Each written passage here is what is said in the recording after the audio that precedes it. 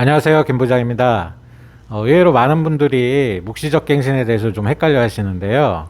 그래서 오늘은 묵시적 갱신과 재계약에 대해서 한번 알아볼 거고요. 또한 개정된 갱신 청구권에 대해서도 알아보겠습니다. 시청하기에 앞서서 구독, 좋아요, 알람 설정까지 부탁드리겠습니다. 먼저 개정된 주택임대차보호법 6조를 한번 읽어 드릴게요. 제6조 계약의 갱신 1항 임대인이 임대차 기간이 끝나기 6개월 전부터 2개월 전까지의 기간에 임차인에게 갱신 거절의 통지를 하지 아니하거나 계약 조건을 변경하지 아니하면 갱신하지 아니한다는 뜻의 통지를 하지 아니한 경우에는 그 기간이 끝난 때에 전 임대차와 동일한 조건으로 다시 임대차한 것으로 본다. 임차인이 임대차 기간 끝나기 2개월 전까지 통지하지 아니한 경우에 또한 같다. 2항 제1항의 경우 임대차의 존속기간은 2년으로 본다. 3항 2기의 차임액에 달하도록 연체하거나 그 밖에 임차인으로서의 의무를 현저히 위반한 경우 임차인에 대하여는 제1항을 적용하지 아니한다.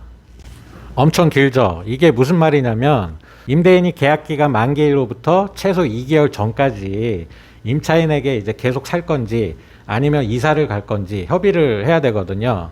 근데 아무런 통지도 없고 아무런 얘기가 없었을 경우에 그 동일한 조건으로 다시 이제 계약이 된 걸로 이제 보는 거예요. 이 경우에 이제 존속 기간은 2년으로 이제 보는 거고요. 단 이렇게 묵시적 갱신이 되어도 임대인은 계약 갱신을 거절할 수가 있거든요. 임차인의 2기에 달하는 월세 연체, 동의 없는 전대, 즉 동의 없이 또 세를 주는 경우가 있고요. 목적물 파손, 임차인이 고의나 중대한 과실로 인해서 목적물이 파손된 경우가 있거든요. 이러한 경우는 계약갱신을 거절할 수가 있습니다. 이렇게 묵시적 갱신이 되었을 때 재계약서는 써야 되는지 말아야 되는지 의외로 많은 분들이 헷갈려 하시는데요. 제가 알려드리도록 하겠습니다. 일단 계약 조건의 변경이 없을 경우 재계약서는 쓰실 필요는 없고요. 계약 조건이 이제 변경되었을 때 보증금이라든지 월세가 올라간다든지 이러한 경우에는 재계약서를 쓰시는 게 좋아요. 참고로 중요한 게 있는데요. 보증금을 올려서 재계약서를 썼을 경우 임차인분들 꼭 그 계약서 가지고 주민센터 가셔갖고 증감된 부분까지 확정일자 꼭 다 받으셔야 됩니다. 마지막으로 개정된 임대차 3법 중 계약갱신 청구권에 대해 알아볼 건데요. 계약갱신 청구권이란 임차인에게 1회에 한해 임대차 계약의 연장을 할 수 있도록 보장해주는 제도입니다. 그러니까 임차인에게 1회에 한해서 계약을 연장할 수 있는 권리를 이제 주는 건데요. 이 경우 임대인은 5% 이내에서 증액 청구를 할 수가 있고요. 특별한 사정이 없는 한 임대인은 거절을 할 수가 없습니다. 단 이 경우에는 거절을 할 수가 있는데요. 한번 살펴보겠습니다. 1. 임차인이 2기의 차임액에 해당하는 금액에 이르도록 차임을 연체한 사실이 있는 경우, 이제 월세가 밀린 경우입니다. 2. 임차인이 거짓이나 그 밖에 부정한 방법으로 임차한 경우, 임대인을 속여서 뭐 다른 목적으로 이제 사용하고 있는 경우고요. 3. 서로 합의하여 임대인이 임차인에게 상당한 보상을 제공한 경우, 이사 비용이 해당이 되겠죠. 4. 임차인이 임대인의 동의 없이 목적 주택의 전부 또는 일부를 전대한 경우, 불법 전대입니다. 동의 없이 다른 사람한테 또 세를 주는 경우고요. 5. 임차인이 임차한 주택의 전부 또는 일부를 고의나 중대한 과실로 파손한 경우. 6. 임차한 주택의 전부 또는 일부가 멸실되어 임대차 목적을 달성하지 못할 경우.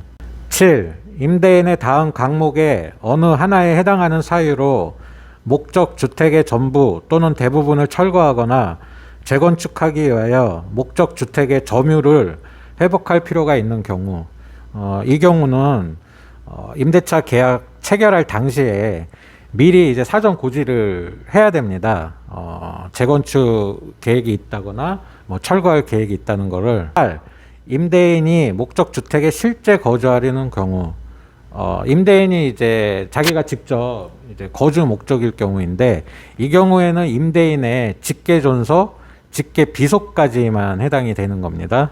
9. 그 밖에 임차인이 임차인으로서의 의무를 현저히 위반하거나 임대차를 계속하기 어려운 중대한 사유가 있는 경우, 이 경우는 임차인으로서의 의무를 위반한 경우인데요.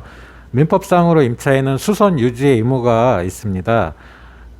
예를 들어서 이제 집에 중대한 하자가 발생할 수가 있거든요. 근데 그러한 하자가 발생했을 경우 이제 임대인에게 이제 얘기를 해서 서로 이제 협의해서 고치던가 해야 되는데, 그러한 조치를 취하지 않고 그냥 방치를 하는 경우가 있고요. 이제 이러한 경우가 해당이 됩니다.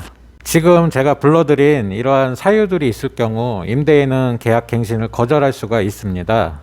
이제 서로 계약 갱신이 됐을 때 계약서를 써야 되는지 말아야 되는지, 그게 이제 궁금하실 텐데요.